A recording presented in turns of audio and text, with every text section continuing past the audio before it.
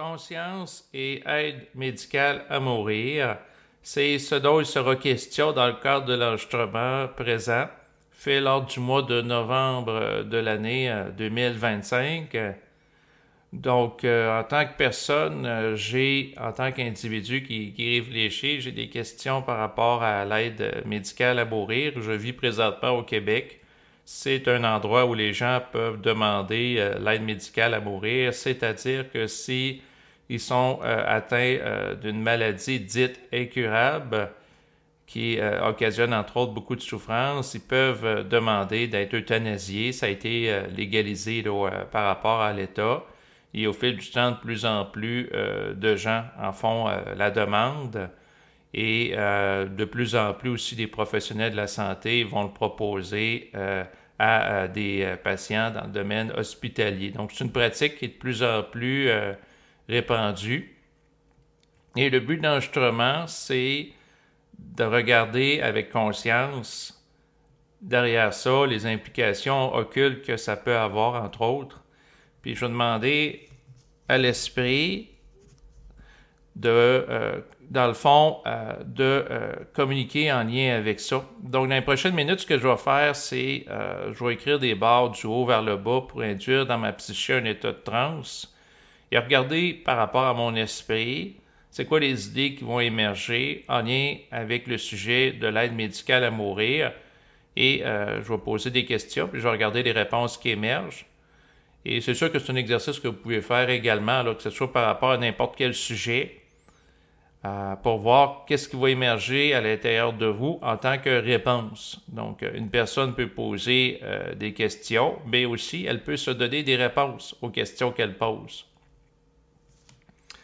En faisant recours à sa conscience intuitive extra-neuronale, comme dirait dans le fond Jean-Jacques Charbonnier, qui est un ancien médecin qui fait de la réanimation. Là, il fait des vidéos sur YouTube où il parle entre autres de la vie après la mort puis les expériences avec des gens décédés. Mais le concept de conscience extra-neuronale est intéressant. Puis une des façons d'accéder à cette conscience-là, c'est de faire des barres vers le bas puis vers le haut. Dans mon cas, qui donne certains résultats pour avoir des informations qui émergent. Donc ça, c'est quelque chose qui peut être fait. C'est aux gens de voir si c'est pertinent ou pas de le faire. Bon, je vais aborder le sujet. Est-ce qu'il peut y avoir de l'intelligence dans la pratique de l'euthanasie? Ce que ça me répond, c'est que ça dépend. Ça dépend pourquoi que c'est fait, dans quel contexte, etc. Il y a des réalités vibratoires derrière le destin de l'individu, de sa programmation. Dans certains cas, la personne a accompli ce qu'elle avait à accomplir sur le plan physique et il est inutile de prolonger son existence sur le plan physique alors qu'elle souffre. Donc, ça peut être ajusté. Dans d'autres cas, c'est pas le cas. En fait, tout ça, c'est délicat. Donc, la réponse très nuancée qui émerge en moi, ça dépend parce que si, par exemple, l'euthanasie devient une pratique répandue dans le système de santé pour compenser pour un manque de ressources de soignants ou d'accès à des soins de santé, c'est un problème. Dans le sens que si, par exemple, dans le réseau de santé au Québec, les gens ont de la difficulté à avoir accès à une opération dans un délai raisonnable. Prenons par exemple quelqu'un qui est atteint d'un cancer, au lieu de se faire enlever la masse directement, il attend plusieurs mois, puis là finalement la masse prolifère, il y a des métastases, puis ça se répand dans l'organisme, puis par la suite, la personne est envahie par rapport de cellules cancérigènes, puis le potentiel de guérison diminue, puis il y a une faille de la santé, puis après ça, on lui propose l'euthanasie, alors qu'en réalité, le système de santé, s'il serait intelligent, il l'aurait opéré dans un délai raisonnable au lieu qu'il y ait une prolifération cellulaire. Ben là, l'euthanasie ici, ou mourir dans la dignité, devient une forme de compensation par rapport à une absence de soins médicaux, ce qui est totalement regrettable et non souhaitable. Donc, pour ce qui est de la question de l'euthanasie, la pensée vient d'ailleurs. L'idée de pratiquer l'euthanasie, il peut y avoir de l'esprit là-dedans. un principe de l'amour de l'être humain pour l'être humain dans le sens de faire souffrir la souffrance inutile qu'une personne peut vivre. Bon, si la personne est atteinte d'un cancer généralisé, il y a des métastases un peu partout dans son organisme, puis elle va dépérir dans les prochains mois dans d'atroces souffrances, ben dans certains cas, ça peut être intelligent que ça soit pratiqué. C'est parce que ça dépend des cas.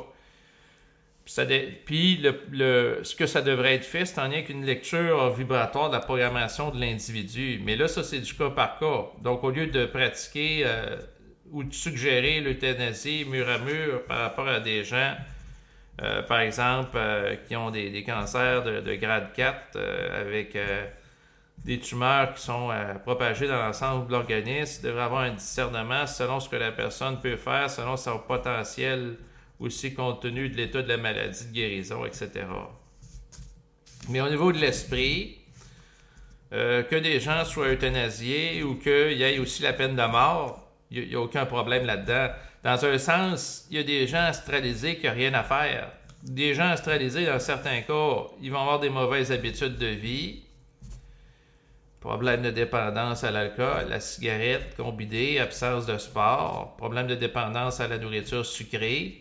Tout ça combiné, ça peut être le terreau fertile à développer des problèmes de santé chroniques qui occasionnent de la souffrance, puis éventuellement demander de l'euthanasie. Mais à la base, si la personne aurait suivi l'esprit, puis elle a eu une alimentation ajustée à la conscience de l'esprit, au lieu dans des débordements astraux, ben, peut-être que rendu à un âge plus avancé, après un certain nombre d'années, elle n'aurait pas eu à demander de mourir dans la dignité pour compenser le déséquilibre qu'elle a généré sur son corps en étant sous l'influence d'une dictée astrale. Mais en même temps, dans certains cas, il y a des gens qui ne peuvent pas connecter avec l'esprit parce qu'ils n'ont pas la contenance énergétique. Fait que là, ça crée des problèmes, puis des cercles vicieux. La personne, elle s'alimente mal, elle ne fait pas de sport, elle fume la cigarette d'une manière trop grande.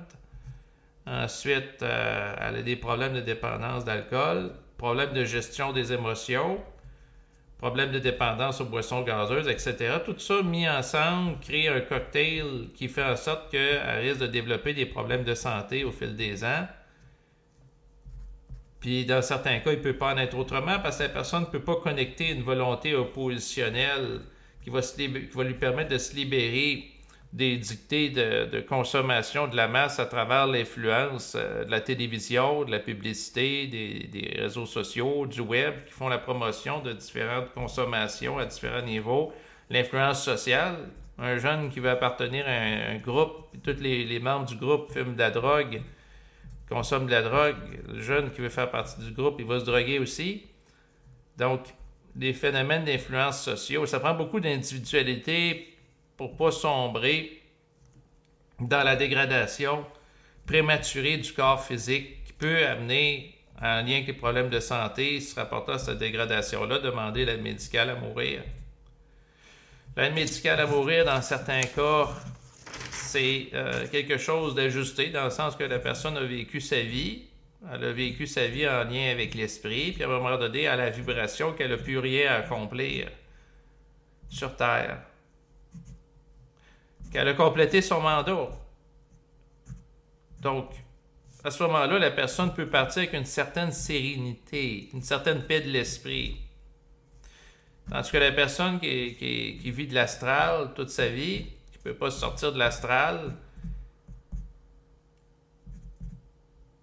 dans le fond, de demander de mourir dans la dignité, ça fait cesser l'activité astrale qui lie sa conscience au plan physique.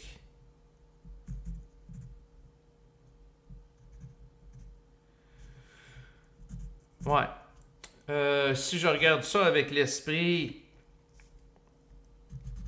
est-ce que dans le fond, il y a un problème social du fait que de mourir dans la dignité, l'euthanasie, c'est de plus en plus abordé entre les gens sans tabou, d'une manière directe, d'une manière ouverte?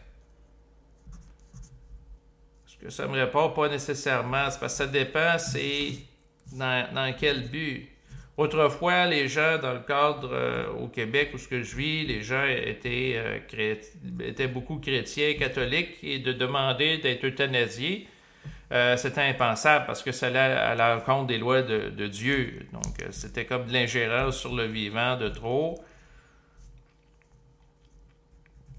Mais de vivre en fonction d'une doctrine, d'être soumis à une doctrine, dans certains cas, ça donne des places à des aberrations qui, avec le recul, on voit que ça n'avait pas de sens. Donc, autrefois, au Québec, il y avait des prêtres qui faisaient du porte-à-porte au Bézard pour voir si les femmes en âge de procréer avaient des enfants, puis ils leur demandaient d'avoir des enfants à chaque année, puis il y a une pression sociale, puis dans certains cas, il y a des femmes qui étaient poussées à avoir des enfants alors qu'on en avait eu plusieurs, qui étaient fatiguées, puis dans certains cas, il y en a qui mouraient en train d'accoucher, puis à ce moment-là, il y avait plusieurs enfants orphelins de mère.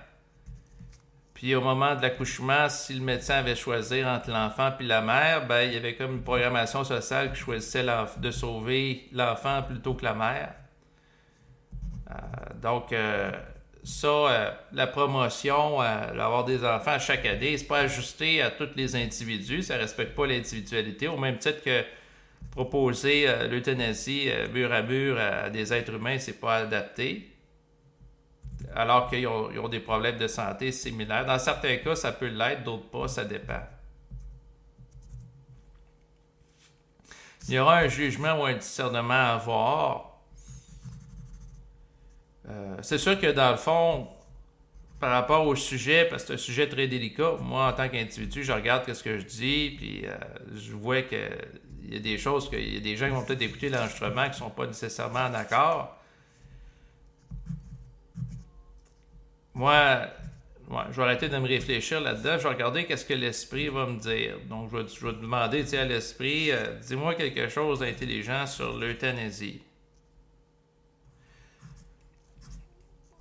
L'euthanasie, si elle est vécue en harmonie avec l'esprit, puis si la personne vit une mise en vibration réelle d'être euthanasiée, c'est intelligent que ça se fasse.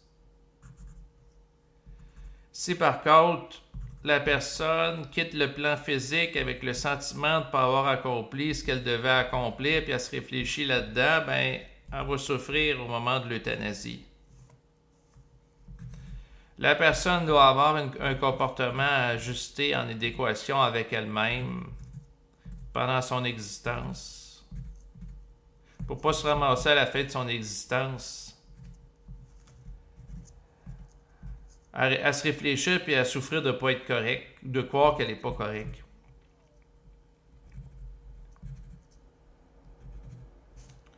Dans l'euthanasie, la personne qui vit ça a à être détachée de la forme.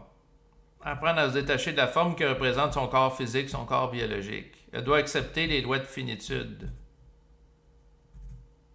Puis que l'important en réalité, c'est que la conscience soit en adéquation avec elle-même, en lien avec son existence.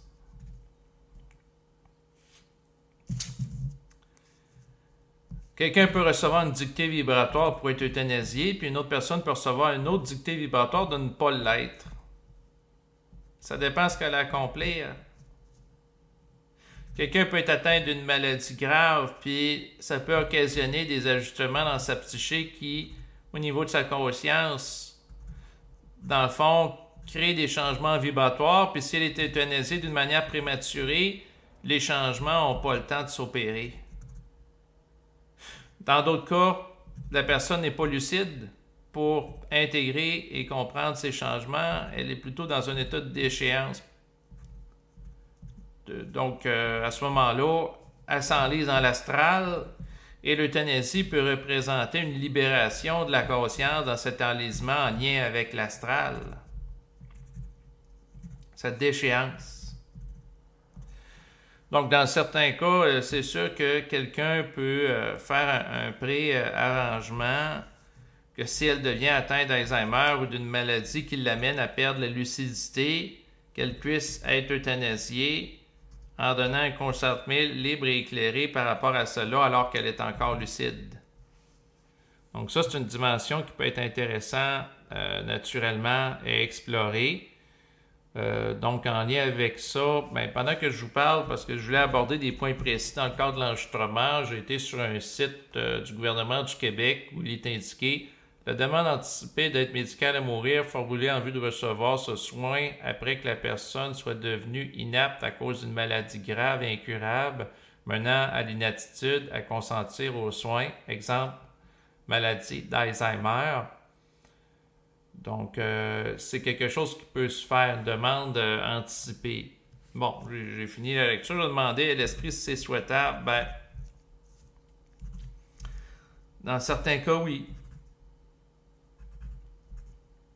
Ce qui arrive, c'est que dans la déchéance associée à un problème de maladie dégénérative, c'est que la personne perd la lucidité, perd le contact avec sa lumière, perd la capacité de canaliser l'esprit avec clarté. Puis dans certains cas, ben, elle s'enlise dans l'astralité. Des fois, ce qui me vient en tête pendant que je vous parle, c'est le parallèle qui peut être fait par rapport à la peine de mort, que dans certains cas, il y a des gens qui ont tellement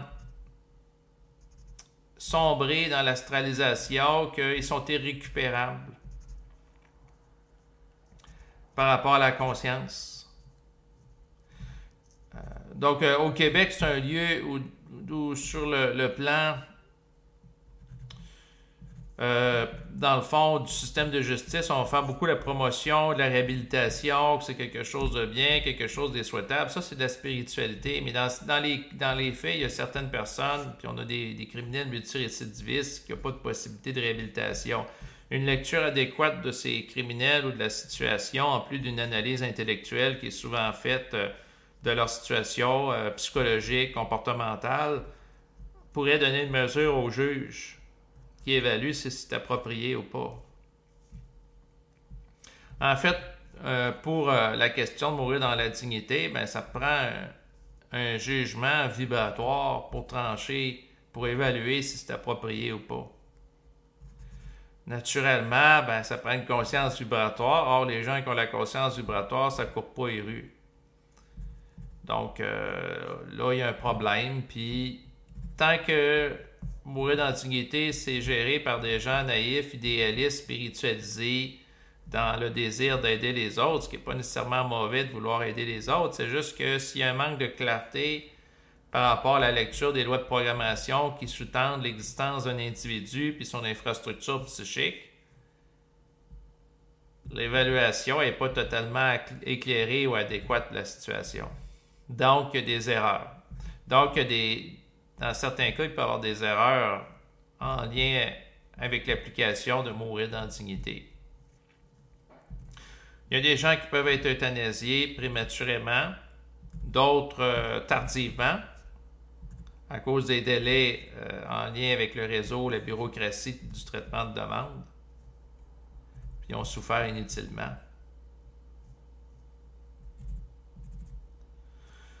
Tout ça, c'est très délicat. Est-ce que de mourir dans la dignité, c'est une pratique qui est dans le temps, si je fais une lecture par rapport à l'avenir? Mais vous voyez, ça m'auto-censure, ça ne vous sert à rien, Chris, de faire une lecture par rapport à l'avenir, parce que c'est une mouvance qui est là. Ça va continuer dans les prochaines années. Ça va être ajusté de plus en plus. Comme différentes choses dans la société. À un moment donné, dans la société humaine, il est apparu l'automobile. À un moment donné, ben, il y a eu des règles qui ont été mises en place. Comme au Québec, les gens en auto, ils doivent porter une ceinture de sécurité. Ensuite, il y a des clignotants pour indiquer quel côté tourner, alors qu'autrefois, ben, les gens, il fallait qu'ils sortent le bras de l'auto pour indiquer si tourner à gauche ou à droite, avant qu'il y ait les feux clignotants pour indiquer aux autres automobilistes s'ils tournaient à gauche ou à droite. Donc, il y a du raffinement à faire en lien avec le concept de mourir dans la dignité puis la possibilité de bénéficier de cette aide-là au Québec qui est récente au niveau historique. Quand ça fera plusieurs centaines d'années que ça sera mis en application, adapté, les protocoles vont se raffiner aussi en lien avec ça. L'évaluation aussi des gens. L'évaluation du potentiel de rétablissement versus le potentiel de déchéance. Ce qui me vient en tête, c'est qu'il va se développer dans les prochaines années des thérapies plus sophistiquées pour traiter, entre autres, les cancers qui, à l'époque actuelle, sont dits comme étant incurables. Bon, ben, le développement, entre autres, de l'intelligence artificielle qui va avoir une puissance de calcul importante, qui va permettre de générer des thérapies individuelles pour le traitement de cette maladie, pour mieux la cibler, etc., va faire en sorte que peut-être dans 5 ans, dans 10 ans, dans 20 ans, il y a des gens qui vont guérir du cancer, alors qu'à l'époque présente, ce qu'on leur proposerait, faute de meilleures solutions en adéquation avec leurs conditions, c'est de mourir dans la dignité. Donc, autrement dit, aujourd'hui, il y a des gens qui sont euthanasiés à cause du manque d'une compréhension scientifique qui permettrait de traiter avec plus d'efficacité le cancer, alors que dans quelques années à peine, en lien avec le développement technologique et scientifique, ça sera possible de traiter leur maladie, au même titre qu'aujourd'hui, la mortalité infantile a pratiquement disparu. Il y a à peine quelques siècles, il y avait beaucoup d'enfants qui mouraient. La mortalité infantile est nettement plus grande. Puis aujourd'hui, il y a des choses qui pouvaient être mortelles, comme par exemple l'appendice. Il y a des gens qui mouraient de ça. Ben, aujourd'hui, c'est traitable. Et demain, il y aura, dans le fond, des problèmes de santé qui, pour les gens de l'époque présente, apparaissent comme étant incurables, qui pourront être traités. Pourquoi qu'on n'a pas la science présentement? C'est que les gens... il y a plusieurs éléments là-dedans. Là. Il y a la question d'avoir le taux vibratoire pour intercepter l'idée qui va générer la science. Mais en plus d'avoir l'idée, la visualisation de la science, comme par exemple des thérapies pour traiter le cancer qui sont en lien avec le patrimoine génétique spécifique de l'individu, puis le séquençage des gènes. Il faut aussi l'infrastructure technique. Puis il y a un délai avant que ça soit descendu, intégré, traité. Puis il y a des délais aussi pour acheter l'équipement sur le plan technique pour faire les traitements, la machinerie. Ça prend un budget. Donc, les choses sur le plan physique, ça prend un certain délai de temps avant que ça s'intègre. La conscience vibratoire, ça prend du temps que ça s'intègre au sein d'individus ou d'une population.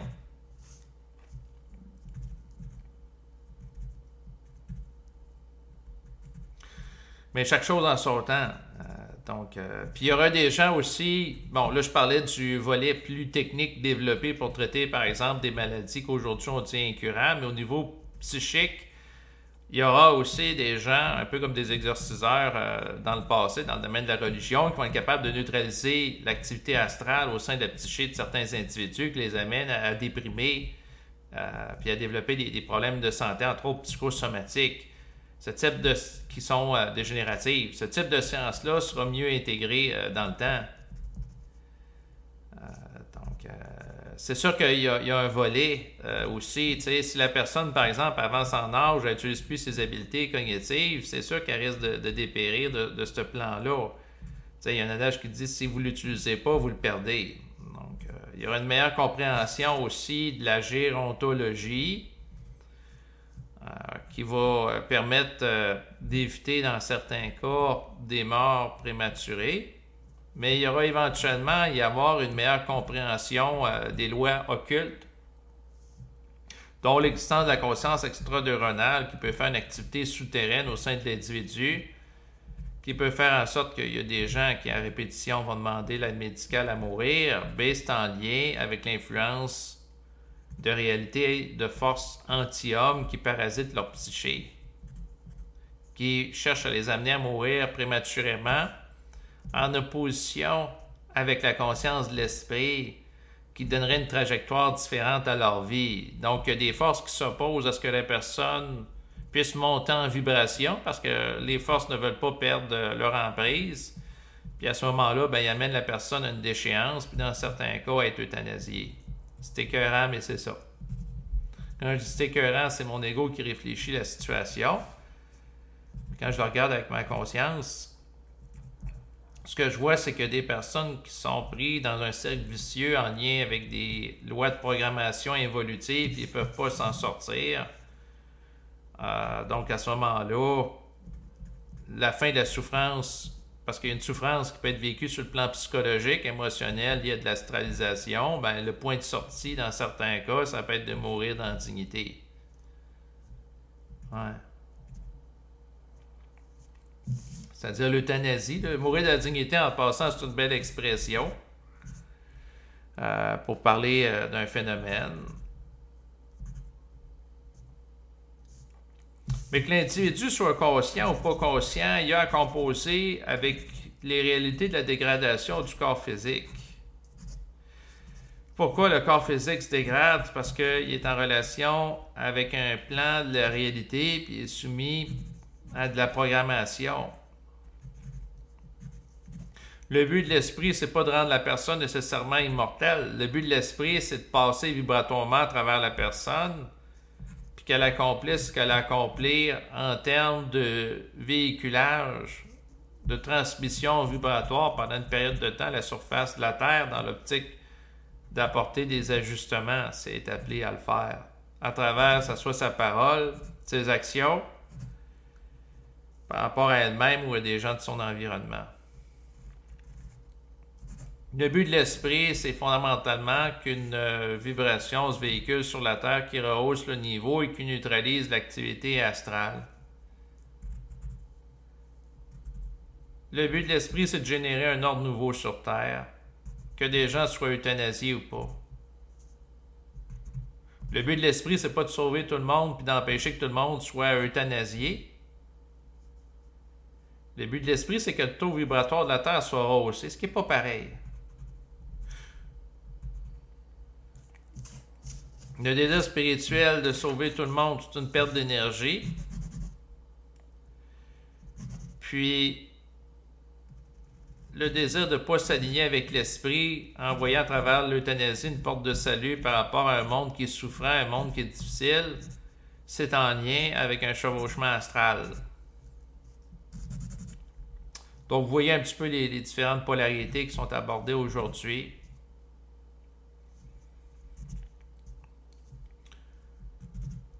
Donc, par rapport à l'euthanasie, c'est du cas par cas, c'est une question individuelle. Puis pour compléter l'enregistrement, ben, ça revient toujours, ce qui me vient en tête, le principe que dans certains cas, c'est ajusté vibratoirement qu'une personne soit euthanasiée. Dans d'autres cas, non. Par rapport à l'intelligence de l'esprit, ça dépend.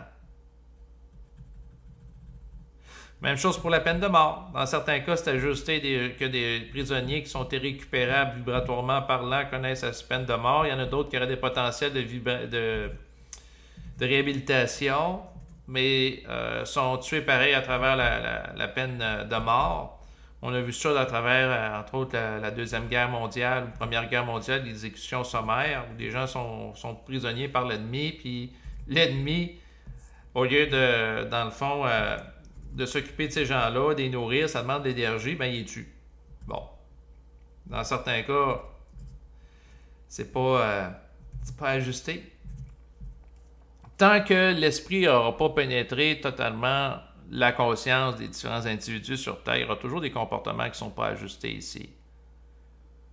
Donc, qu'il y ait des gens qui fassent des débats sur pour ou contre la peine de mort ou pour ou contre l'euthanasie, c'est des débats intellectuels qui ne sont pas liés à des mises en vibration réelles, c'est des débats stériles puis c'est des pertes d'énergie. Dans la réalité vibratoire, c'est pas l'individu qui décide, c'est une mise en vibration qui l'amène dans une direction plutôt qu'un autre. Donc, au lieu de réfléchir, si tu bon, si tu pas bon, mourir dans la dignité, l'euthanasie, la personne peut regarder à l'intérieur d'elle-même puis poser la question à l'esprit, pour telle personne spécifique, est-ce que c'est ajusté ou pas? Puis là, il y a une réponse qui va y venir. Ça peut dire oui, ça peut dire non. Puis elle peut poser la question par rapport à sa propre vie à un moment donné, dépendant de la tournure des situations, son état de santé, s'il se dégrade ou pas. La personne qui est lucide dans le mental, qui est objective, elle va regarder les choses. Puis si elle fait quelque chose qui est en harmonie vibratoire, elle va le faire avec sérénité. Si la personne ça dit que c'est pas ajusté, puis elle se fait euthanasier pareil, elle sera pas totalement en paix avec elle-même en agissant ainsi. Puis encore là, tout ça, c'est très délicat. Parce qu'il y a une dimension individuelle en lien avec ça. Il y a une dimension aussi qui peut être collective. Puis il y a une dimension d'interprétation. Le médecin ou les médecins qui évaluent une personne qui veut être euthanasiée, puis la personne qui veut être euthanasiée, ils peuvent avoir des différences de perception, à savoir si c'est pertinent ou pas. Une personne peut croire que c'est adéquat pour elle-même. Les autres peuvent dire non. Compte tenu de votre situation, il y a une possibilité, dans le fond, raisonnable de penser à un rétablissement dans les prochains mois. Vous devriez faire tel type de chimiothérapie. Puis si vraiment, dernier recours, il n'y a aucun résultat, envisagez de mourir dans la dignité. Mais la personne peut dire, ben non, moi je ne veux pas prendre des produits chimiques, souffrir ça, etc. Là, il y a des médecins qui peuvent interpréter que la personne veut, dans le fond, faire sa vie d'une manière prématurée, sans traitement médical qui aura été testé, expérimenté. Donc, tout ça, c'est subtil et extrêmement délicat. Mais c'est un sujet de société ou de vécu sur le plan physique parce que, alors que ce n'était pas le cas là, il y a quelques décennies, quelques années même, c'est rendu accessible au Québec, dans d'autres pays occidentaux aussi. La possibilité de mourir dans l'Antiquité. L'euthanasie, hein, en fait, c'est toujours la même réalité, mais décrite d'une certaine façon. Donc,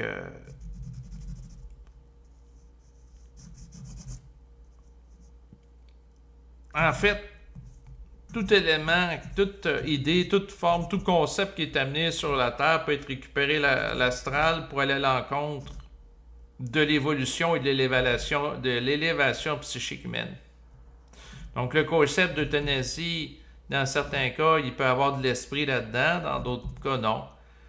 Puis tout mon propos revient au fait que c'est à travers le discernement individuel que la personne peut déterminer ou non si c'est pertinent.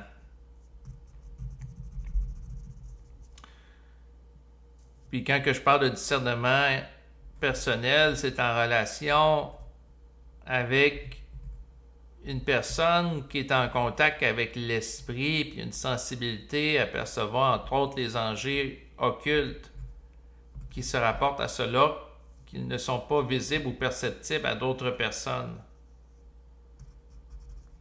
Quand que je parle de réalité occulte, c'est un petit peu comme, par exemple, la perception des couleurs. Il y a des couleurs qui existent qu'on ne peut pas percevoir avec nos yeux, puis il y a les infrarouges, puis il y a des sons que les êtres humains ne peuvent pas entendre, mais que par exemple les chiens qui ont une ouïe plus sensible peuvent entendre. Bon, ben c'est un petit peu le même principe, c'est-à-dire que des êtres humains qui ne perçoivent pas certaines réalités énergétiques en lien avec des individus, puis il y en a d'autres qui les perçoivent.